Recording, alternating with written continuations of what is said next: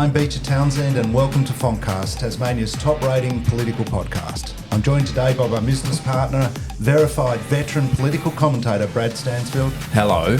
And also joining us, surprisingly, from rolling out of his deathbed, David Killick. Dave, how are you? Wouldn't be dead for quids. There you go. I heard you had a bout of man flu yesterday. I'm not sure right? what it was, but it's miraculously gone. If it was COVID, how many times would that be? Fit. That would be three. Three. All right. Well, we'll push on. As usual, we've got a big episode of hashtag Polytas News and Views for you, starting with the latest EMRS state voting intention poll, hot off the press.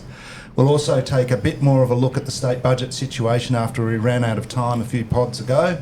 And what's the latest hullabaloo around the Hobart Lord Mayor? But first, Brad, I know you want to do a bit of gloating. That's right. Well, you know I don't like to do that. I That's don't like to say that, I love it. I've been gloating for a month. Keep going. FontCast had it first and FontCast had it right, but once again, we did, and just confirmed since our last pod that Mr. Blomley, your mate Beach from Franklin, has confirmed his intention to run as an independent candidate in Franklin. And also, as I suggested on this program, his garden party actually was a campaign launch, as confirmed by the man himself on Instagram. In fact, earlier in the week, a lovely photo he posted of himself and his wife. There you go.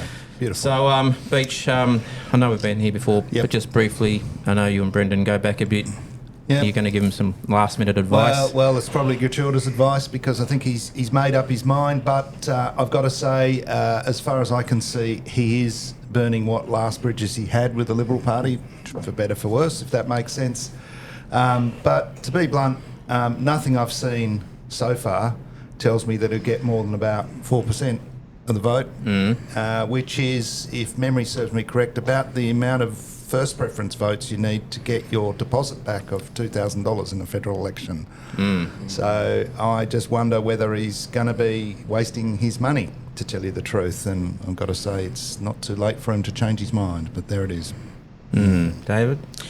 Well, $2,000 would buy a nice suit, wouldn't it? It's been a while since I bought a suit, or part of a nice suit. I reckon. Who thinks suit? The more the merrier. $2,000. I'm going to go buy a suit. I think $2,000. More the merrier. I think in the Festival of Democracy, if you want to chance your arm, I think people should do it. I'm surprised at the entry cost. I'm not inclined to do it myself. It's quite a lot, isn't it? My entire wardrobe wouldn't come to $2,000. So.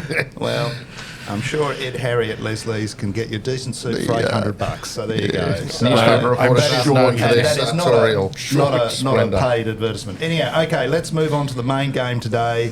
The latest Enterprise Marketing and Research Services state political poll released this morning. And of course, a reminder that EMRS is now owned by myself and Brad and is a proud sponsor of this fine show. Yeah, that's right. Okay, let's get down to business. David's got his computer open there with the results. He's tracking them as we speak. So I might have to look over his shoulder if I get them wrong. So it's described, the results are described by EMRS, I got it wrong, Beach, as the parties treading water, and the major parties treading water, and I think that's about right. All three major parties have dropped a point, so Libs 35 to 34, Labor 31 to 30, Greens 14 to 13. And that's all within statistical variation. That's exactly right. Yep. And there's been a slight uptick correspondingly in the Lambies and the Independents. That's where those points have gone. But I think, as you know, effectively no change would be the best way to describe all that. What I do think is interesting, David, if you can flick over to the next slide. He's doing now. Here we go. Yes. So preferred Premier, Rockcliffe up 143 to 44. Winter has dropped from 37 back to 34, so that gap's now back out to 10 points. In fairness, Winter had a big jump last one from 30 to 37, so he's lost some of that gain. And then the last slide, David, that's right, that was added in recently by EMRS. This is the second time it's been done, which is the tracker of favourability of the leaders. So both leaders have lost a little in their net favourability. 15 to 10 for Rockcliffe, 14 to 6 for Winter. Now, this is a new series. It'll take some time to level out, so I wouldn't put too much into that. But just going back down, David, though I think there is one notable figure in that, which is never heard of black Mr. Winter 27 That's a big number if you're the leader of the opposition. That's a big number, and my understanding is the bulk of that comes from the north and the northwest of Tasmania. Put simply, Dean isn't known in them parts, and if this isn't the best indicator to him to get in the car and get up there and start flying the flag for Labor, I don't know what is, but clearly that's the bridge he's got to cross in this one. I don't know whether you've got much of a view, Dave? Yeah, no, it looks to me like everyone's just crab walking sideways. It's interesting to me that the non-major parties vote is holding up so strongly, and that's not necessarily a reflection, I think, on the Greens. I just think the Lambies and the other independents have done pretty well to hang on to that share of the vote. I mean, you're looking at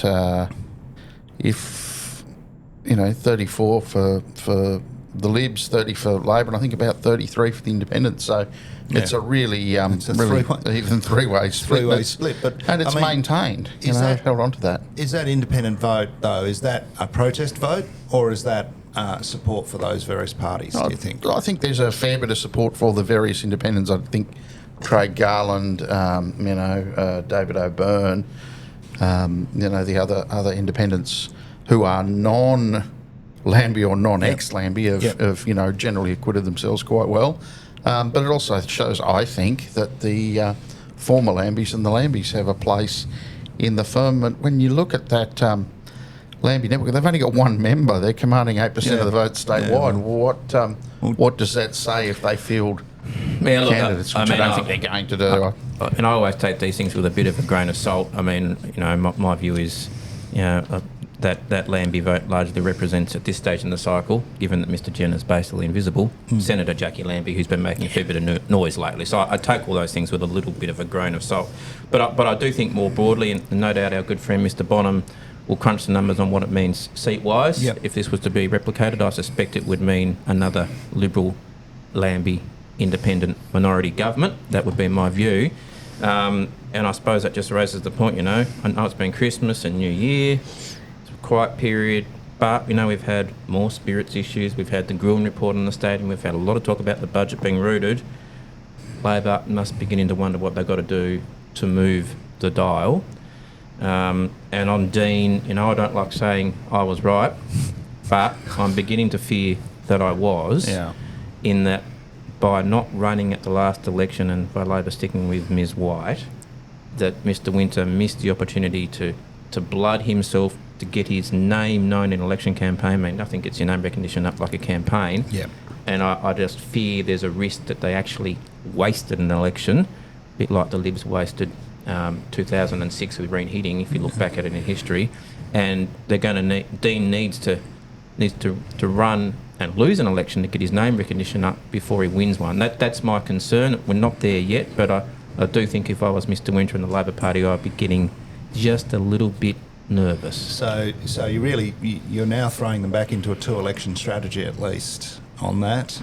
We're starting to look a little bit that way, which would have to be concerning. If you look at Jackie Lambie came in under a party that was funded by Clive Palmer.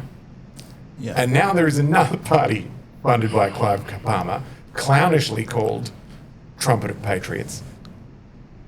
Does anyone in Tasmania care about that? No, well, they're not in this poll, so they wouldn't. I mean, that'd be We won't nice. see I guess them. it'd be. We won't see them at the state level. Not anytime soon. We might. Beach. So look, I've got a few things to say about Labor. I've got to say, Sure you in terms have. of my view. Do we need to sit back and give you the space? Shut up and take a breath. I do come to it. In a little while, but I do want to just before we get there and sort of picking up on that shade you've thrown to Reen yet again. I might add. Poor old Reen must be sitting there going, "What have I done to deserve this?" Let's have a. You really don't like him, do you? Oh, I like everybody. So. yeah, You like no, him. no. Equally. Let's, well, Especially you, see. let's have Yes, I'm a. aware. Let's have a look at the upcoming state budget. Brad, I see on LinkedIn you've been having a bit of a think about this battle of the Titans. Oh, sorry. Your tirade's coming a bit later. Okay. My tirade is coming a little bit later. On the opinion polling. On Labor in general. On Labor in general, I think. Can I just interject of course, just before we go there? sorry, Just Dave. looking at those results and having a moment to reflect on them, that tells us, I think there are two things we can see there. I think everyone says they don't read the polls. They read the polls. If I was looking at that and I was either an independent or a Labor leader, or someone with influence, you're not going to want to be mucking around with no confidence motions, because no one's going to want to go to an election this parliamentary term if those numbers don't change. And the other thing which I think is really a bit interesting about the preferred premier, you can actually see where Dean Winter started talking about the Spirit of Tasmania ferries, and he jumped. And you can see where he didn't stop talking about, he didn't find another topic. And I think that's what's, he's got that boost from the Spirits scandal. And, I think people are sort of going, okay, well, what else is... Yeah, okay. So it's got him so far, but we're going to need more to get him beyond that. Everyone's getting a bit tired of eating. And I've got to say, Spirit of Tasmania sandwiches for dinner. Fair point. Yeah, I do agree. And recently we've seen Labor come out and criticise the Small Business Council over a series of grants, which they sort of said was jobs for the boys kind of thing, which I think is just madness. I think, if Labor really want to show that they govern and they govern for all of the community, they've got to back business. Dean says he's pro-jobs, but he allows these things to occur. We've seen another situation recently where, they're sort of falling back to this sort of woke left kind of part of politics. And look, it didn't put them in good stead previously. What was your example here? The other one's His Grace being summoned to... just a client of ours, to be clear. Yeah, all right. Yeah, that's okay, but you can keep talking. Yeah, a client of ours has been summoned to a committee, really, which is about a bit of a witch hunt for the activities of the Catholic education system. So, it's really not where Labor needs to be, and it gets back to your point, Dave. If that's where they're going back as a party, then they're not going to succeed politically. What I think we're seeing is Dean's having a go, but he hasn't got his caucus with him at this point. I'm not saying they're ununited, I'm just saying they're not doing anything. And so you haven't got that sort of more cohesive strategy. You've got other members, it would appear. I took Willie's comments regarding small business as something Josh had dreamed up as a good idea. I don't think it was a good idea, but I think he came in and then Dean's backed him in. I just think it's not helpful. You've got to win every small group you can in the Tasmanian community to win an election. So you've got to win, the small business community. You've got to win other groups in the community. Church. Catholic Church. That's exactly Catholic education system. 18,000 students, within that. So there's a lot of people who are invested in those systems. And if you start doing these things as sort of little games to have a go and to wedge cheap headline or two. Yeah, that's exactly right. You're not really achieving anything. So I think that's where they've got to focus their attention. I hope you're not right, Brad, I've got to say, in terms of Dean should have made his run pre-election. I did say at the time that's what should occur, but there it is. Anyhow. All right. He did have a rant there, David. I did. No, it's there good. You go. Enjoyed it greatly. Yeah, thank you. Now, it was lovely. Yeah, thanks, Sam. Let's have a quick look at the upcoming state budget. Brad, I see you are having Battle of the Titans, or Tate-a-Tate, with Ruth Forrest and Tasmania's favourite economist, Saul Eslake, on LinkedIn. Are you looking for an early grave, or what's the story? No, and look, I'm pleased to see that David's used his little computer here to pull up the budget so we can have a really good discussion about things. Look, I've been clear. I'm on the record of saying I think the budget has a serious problem and the government needs to do something serious about it. I just get, there's 2 points. I get a little bit tired of people like Ms. Forrest and others running endless commentary pieces about how rooted the budget is without putting forward substantive ideas on how to fix it. You can't have it both ways. You can't be a member of the parliament and say, yeah, it's a new age of cooperative politics, we can all have a say, we can all fix it, and then when the opportunity to put forward something to fix is there, go, oh, it's not my problem. I think the truth is with Ms. Forrest, with respect, is she wants to raise taxes, but she doesn't have the courage of her convictions to say it and argue her case. Go for it. You want to argue higher taxes, make your case. Maybe you'll win, who knows. Good luck to you. On Mr. Eslake, clearly he has decided he doesn't like the cut of my jib, so to speak, Beach. There it is. But again, I didn't disagree with the assessment in his report of the state of the budget. What I disagreed with, what I still disagree with, is his prescribed solutions. Higher taxes. So, higher mining taxes, higher payroll tax on small business, higher car registrations he recommended, for God's sake, in a cost of living crisis. I mean, and then he gets surprised when I say, well, I think that's not a real smart idea because I don't think the government's going to do it. Of course the government ain't going to do that. They're a Liberal government. So my criticism was, you want to put forward solutions, you've got to do a little bit of real politic and put forward solutions that maybe, just maybe, a Liberal government might come at, which is why I've been arguing for asset sales, rein in your spending, not slash and burn, and don't slash and burn. Don't slash and burn, rein in your spending, look to asset sales, particularly with the current state of the GBEs. Never been a better time. And use some of the proceeds from those asset sales to pay down debt. Pay down the superannuation debt, Labor's superannuation debt. That's $400 million a year on the bottom line of the budget, off the bottom line, every year. Imagine what a difference that'd make. But all I've done is put a counter view, and I think my counter view is in the real world and what can actually happen versus what can't happen. Well, there's only 3 ways out of this. You can raise taxes. Government's ruled that out. You can cut spending, or you can sell assets. They're your choices. So you don't like one of them, you're advocating for the other 2. Well, maybe a combination of the 3 might be, the way forward. But I think, who knows? I mean, having sort of observed this one, I think that's really the point. Is it's just there's 3 levers to pull, and some people don't like it if you dare to say pull the 3rd lever, and that's all I think you're saying, Brad, in this case. And Saul's entitled to his view, if that makes sense. So it's sort of. There it is kind of thing. I mean, from my point of view, I've got to say I'm deeply concerned about the budget situation. I'm deeply concerned about the amount of money we're spending in this state, and we seem to be spending on an ongoing basis. Something's got to happen. We need some true reform. I was interested, Dave, I read in the Mercury today the Gantrys that run along the highway from the city to the airport, and you mean those big signs? The big signs that don't seem to be switched on, and I drive out to the airport a bit, as people would know. Because they're a client? Because they're a client, that's correct, and I've been staring at these big Gantrys going, what the hell? It's going to tell you how long it takes you to get to the airport. How long does it take you to get to the airport? 12 minutes. There you go. Just so you know. And the thing I brag about to all my... just painted a sign there. So it's about 12 minutes to the airport on a good day. In the scheme of things, it might be the ideal solution for them. Post-it note on your dashboard. Well, in the paper today, they basically confirmed it's very complex, very difficult to get these things working. So we've built the things. I think they're useless anyhow. I've dubbed them the sort of the aero bridges of Tasmanian highways or Hobart highways, and people go, why is that? And I go, because it's cultural cringe. We don't need these signs to tell us how quickly we can get into the city. It's just madness. Steve Mav could have stood there with us.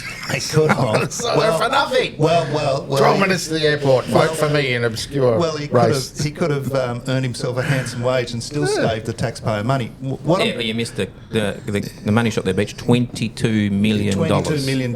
I mean, for signs that aren't switched on, and according to the paper today, as much as I have a lot of time for Kerry Vincent, we don't know when we're going to switch the things on. I mean, it is an embarrassment. Why don't they just switch them on? What's wrong? Is it very difficult? Complicated. Very Is it complicated? Yeah. Complicated to turn on the It's building signs. a youth prison. You can't run. These things can't be rushed. These people are used. Just use Google Maps in the meantime, people. And afterwards. Well, and that's what the suggestion is about a demonstrated incompetence, right? And so we've got the spirits at the moment, which nationally are a talking point, I think is the politest way I can put it. And now we've got this with these Gantrys. I mean, it is just a complete flagrant waste of money. But worse than that, it is a demonstration that we're not competent, right? And if there was ever an opportunity within the state budget to have a close look at state growth and really think about should we be restructuring this department, the time is now, given the budgetary situation we've got. I've got to say, it's just crazy. Anyhow, in terms of Saul, I think, Brad, you've invited him on the FontCast. I have. Any time. The offer stands. The offer stands. Saul. All right, there you go, Hang Saul. on, let's not move on. I know we wrote him out of the script because he was sick, but David's here. I know he wants to talk about the budget. Yeah, come on. Oh, no, it's just an extraordinary turnaround. I had a look at, the figures. It's not every year that you have a deterioration in the budget position, keeping in mind it was only handed down relatively recently. In just a few months, we've got... I love how they're called variations. Parameter adjustments. Variations of $500 million. I mean, but, and that could happen to anyone. You could get out. I mean, this is largely... 350 million. Yeah. Well, it's My 22 understanding million it's for a set of Gantrys that don't work. Mainly to do with overruns in the health budget. Yeah. Who could have seen them coming? You know, normally it's 200 million, fair enough. This year it's gone up a 300 bit. million in 6 months. But what I also found interesting was when you look at the net debt situation going forward, and we put a lot of this down to COVID and the extraordinary spending that was needed during COVID. And my recollection is we ran up, you know, a billion or two during COVID. But so we're sitting on about a projection of $5.7 billion in debt. We're at 9.6 over the forward estimates. We don't have a pandemic on at the moment. We're running up another $4 or $5 billion worth of debt in the absence of a pandemic. Spending more than we earn. We really should get one, shouldn't we? Yeah, I mean the taps were turned. They were turned on for COVID. And they haven't been turned off. And that's what's happened. Yes, that's we correct. back to your Gantrys point, we also saw a great upsurge in government efficiencies. If these Gantrys had been COVID Gantrys, they would have been done in a week and working. It's a very, very good point. Yeah, well, I mean, the reality is, with that kind of figure in terms of deficit, one day we're going to have to pay the piper. And as every day goes past, we're going to have a more and more radical solution to it. And, I mean, we're seeing in the United States at the moment with Musk, radical solutions because they're desperate to change the narrative, desperate to change the way they do it. And if we don't watch ourselves, that's where we're headed to as a state. Absolutely. Sometime around the middle of the next decade. That sounds wonderful, though. Like that sounds amazingly great. What do we like? Sometime around 2035, someone on the mainland is going to go, why are we propping up these mendicants? They have done nothing to fix their budget. They're spending all their money on Gantrys and ships. Well, Gantrys that they have no idea when they can get working. They can't get working. Massively subsidised through the GST system and delivering worse services at greater cost. Someone's going to go, why are we paying for this job? Well, we not to dwell on it too much. Have an intervention. Well. As I say, I just think the more we let this go, the bigger the problem. I think this issue with state growth. It's a huge department. The point was made to me quite rightly. You know, Kim Evans, when he was the Secretary of the Department, could kind of keep it all going and keep it all working together. We haven't seen that in recent times. These Gantrys really do highlight a problem. I mean, firstly, I'm sitting there going, what do we need them for? And then I read today, we don't even know when we're going to switch them on. I mean, it's just terrible.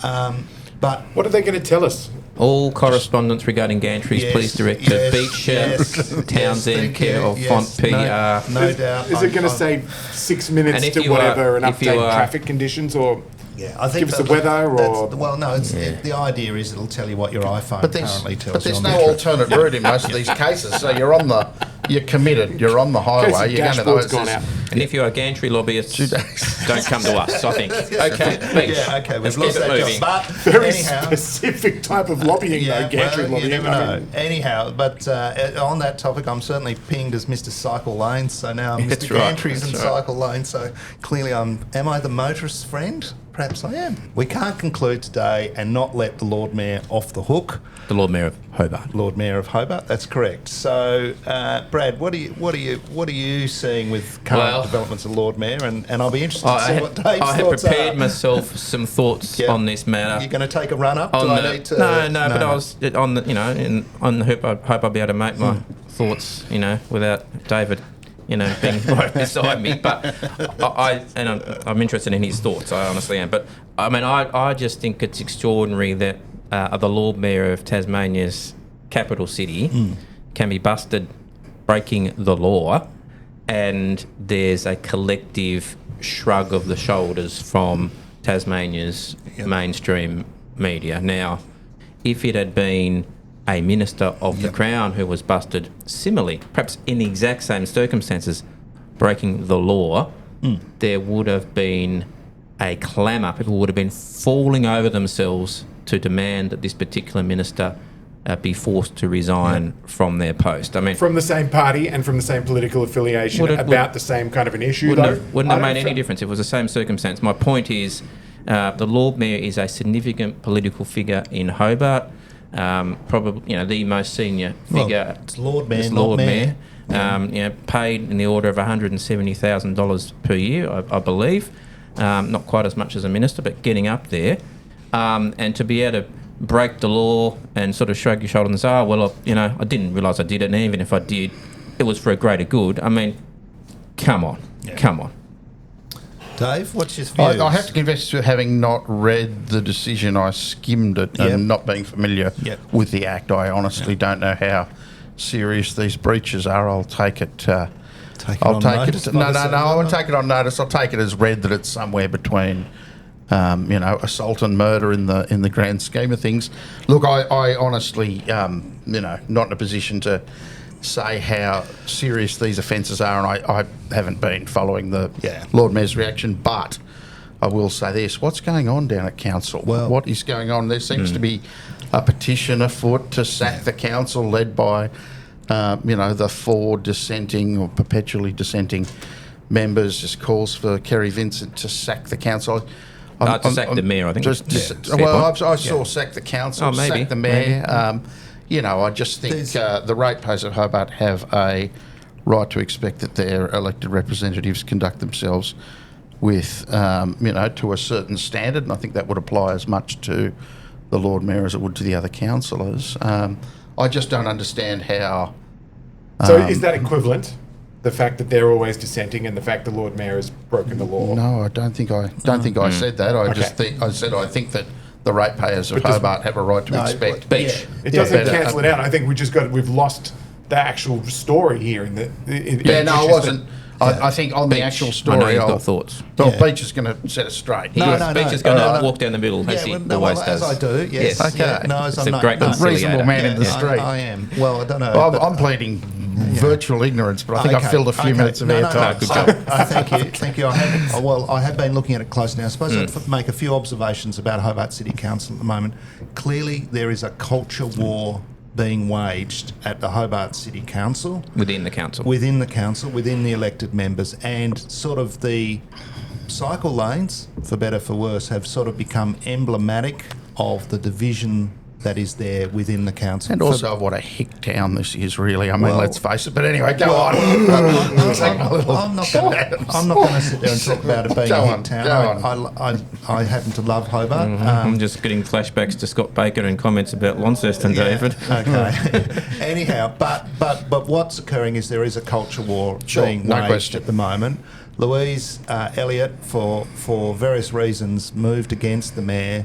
There's been a finding. It's been she hates my complaint. Yeah, I know. There's been a finding by the Ombudsman, and the point that Louise makes, I think quite rightly, on Facebook and various kind of media is that the mainstream media, right, and this is not having a go at you, Dave, but more picking up the broader point that it isn't reported, that the mayor isn't held accountable in the way in which other people would be held accountable, which is the point Brad's making. And I've got to say, there is definitely some credence to the proposition that the story does need to be reported in the light of something has occurred here. The Ombudsman has had a finding, and the finding is adverse towards the Lord Mayor. Yeah, I didn't actually have a look at the pattern of coverage in the way that the good councillor did, but I would make the point that if the media spent too much time covering every complaint Louise Elliott made, we wouldn't get much else done. And I think there might be a case of the sheep that cried wolf one too many times. But on this one, sounds like she got a result this time. She's got a result, and she makes a fair point. You break the law. You break the law. I wouldn't like our elected members of the Parliament and ministers thinking that they can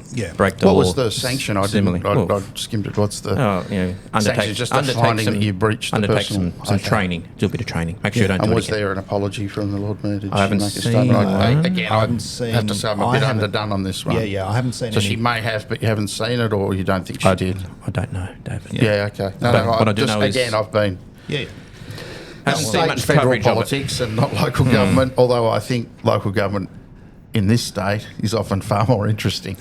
Well, and at where the craziness and just speech before a dull moment. Before you go on, just on Hobart Council, I think the problem at Hobart Council, you're right, there's a culture war within it, but there is two parties. There is a party of 7, which is the party of the left, and there is a party of 5 or 6, which is the party of the right, and the party of 7, the left, which is the mayor's grouping, gets their way whenever they want it, no matter what the issue is. And so what you have is basically a majority government within council bulldozing their way through when they want it, and the minority, the opposition, you might say, led by Louise Elliott, potentially, pushing back, but never getting their way, because basically in politics, it's all about the People numbers. who got the most votes get to exercise the power.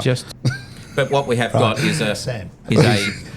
is a majority government situation. Absolutely, yeah. No, and I think that's what it is. So you've got some people who are frustrated that they don't feel their influences. But I mean, that's what you get. That's how Parliament works. Yeah, but you can have we don't have a two-party system in local government. Well, and I think you've got a two-faction system in this one. We definitely do. And I think the disappointing thing and the frustration, right, is never the twain shall meet. They become so entrenched in their positions on both sides that they won't move on it. Dare I conclude this section by saying, well, once again, I was right, but in my view, this is a direct consequence of compulsory voting being extended to local government. Well, throw in popularly elected mayors as well, and you've probably got a thing. But the more we do, the more we try to reform local government. Sounds the like more a we whole empower them. FontCast. Get Kerry Vincent in here and a few others. Well, we should get Kerry in. That'd be great. Well, you can talk to it. Ask him about Gantrys. Yes.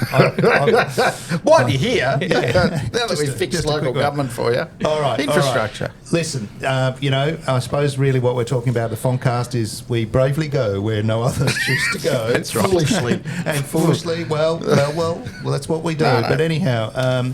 Brad, that's right, and Beach, we do, and we also, right at the start, everything goes in a circle, we report what others don't. Yeah. So here's another one for you to end out this episode Here of the it comes. FontCast. Yep. So, Alison Ritchie, current Deputy Mayor of the fine municipality of Clarence, Brendan's deputy. Former Labor MLC for Rumney, former Labor Minister. Yes. I think lost her seat in inglorious circumstances many years ago, relating to families being employed by their office, as I recall. The only member of Parliament ever to quit to spend less time with family. That's I think right. was That was your line. at the time. That's right. Former Tasmanian National State Director. So she's had a bit of a checkered, a bit of a journey, almost like Madeleine Ogilvie, you could say. Yeah. But soon to be independent candidate for the upper house seat of Pembroke. Ah, there you go. As always, you hear it first on FontCast. That's right.